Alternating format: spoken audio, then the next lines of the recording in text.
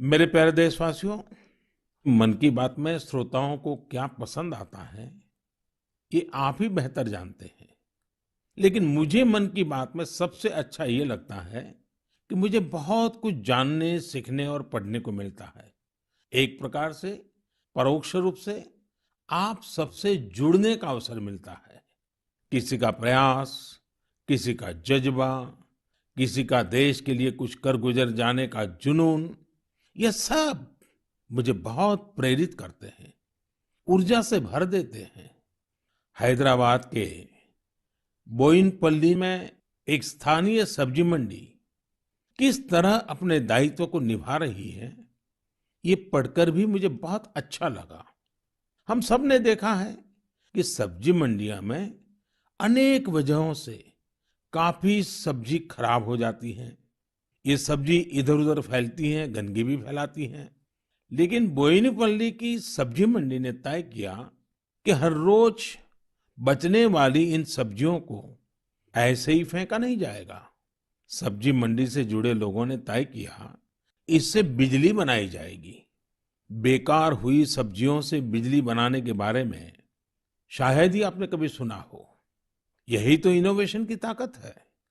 आज बोयिनपल्ली की मंडी में पहले जो वेस्ट था, आज उसी से वेल्थ क्रिएट हो रही है।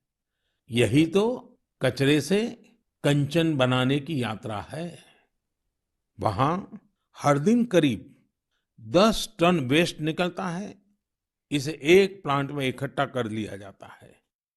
प्लांट के अंदर इस वेस्ट से हर दिन 500 यूनिट बिजली बनती है और करीब 30 किलो बायोफ्यूल भी बनता है। इस बिजली से ही सब्जी मंडी में रोशनी होती है और जो बायोफ्यूल बनता है, उससे मंडी की कैंटीन में खाना बनाया जाता है ना कमाल का प्रयास। ऐसा ही एक कमाल हरियाणा के पंचकुला की बड़ौद ग्राम पंचायत ने भी करके दिखाया है।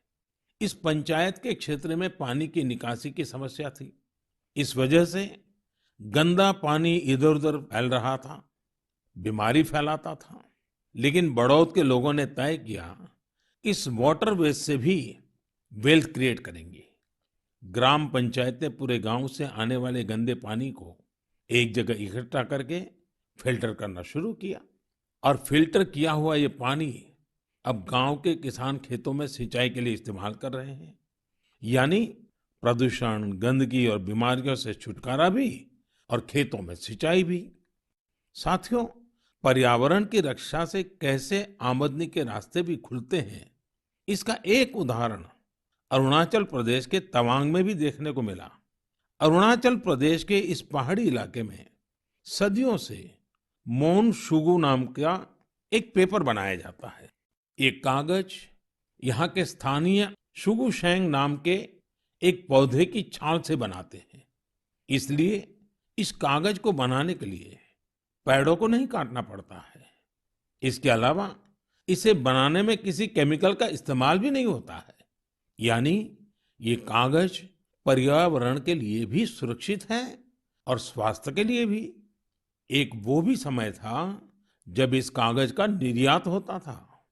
लेकिन जब आधुनिक तकनीक से बड़ी मात्रा में कागज बनने लगे, तो ये स्थानीय कला बंद होने की कगार पर पहुंच गई। अब एक स्थानीय सामाजिक कार्यकर्ता गोम्बू ने इस कला को पुनर्जीवित करने का प्रयास किया है। इससे यहाँ के आदिवासी भाई बहनों को रोजगार भी मिल रहा है। मैंने एक और खबर केरल की देखी है, जो हम सभी को अपने दायित्वों का एहसास कराती है। केरल के कोट्टयम में एक दिव्यांग बुजुर्ग हैं, एनएस राजप्पन साहब। राजप्पन जी पैरालिसिस के कारण चलने में असमर्थ हैं, लेकिन इससे स्वच्छता के प्रति उनके समर्पण में कोई कमी नहीं आई है। वो पिछले कई सालों से नाव से वेम्बनाड झील में जाते हैं और झील में फेंकी गई प्लास्टिक की बोतलें बाहर निकाल करके ले आते हैं। सोचिए, राजप्पन जी की सोच कितनी ऊंची है। हमें भी राजप्पन जी से प्रेरणा लेकर स्वच्छता के लिए जहां संभव हो अपना योगदान देना चाहिए।